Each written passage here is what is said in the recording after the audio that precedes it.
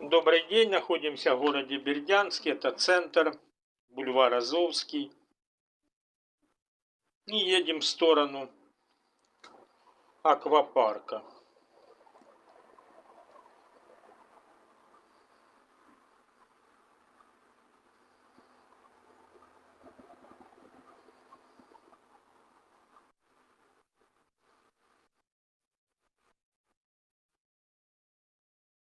Погода около 25 градусов сейчас.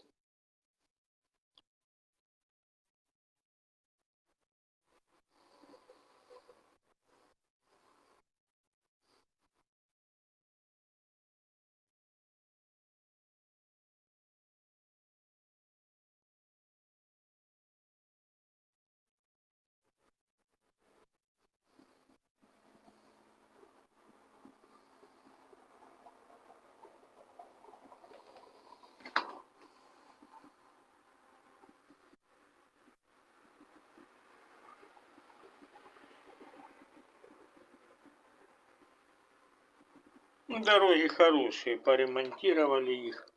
Еще б тротуары так бы подделали.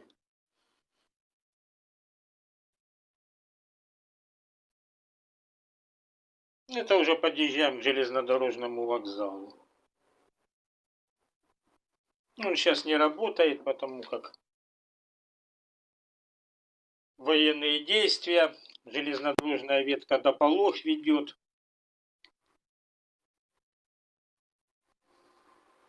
Ну, а Пологи это прифронтовая зона фактически.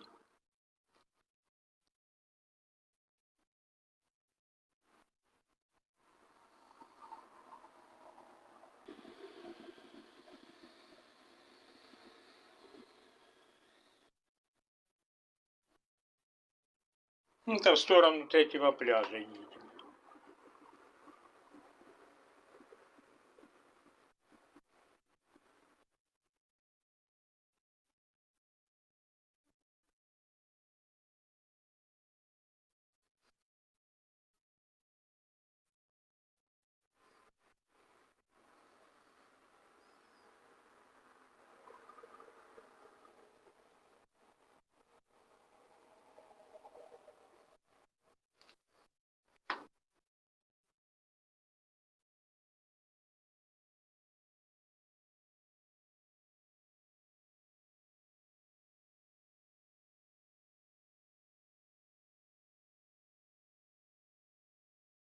Это уже район аквапарка.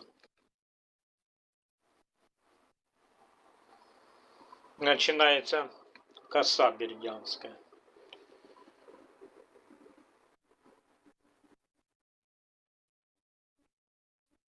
Ну и на этом пока все. До новых встреч.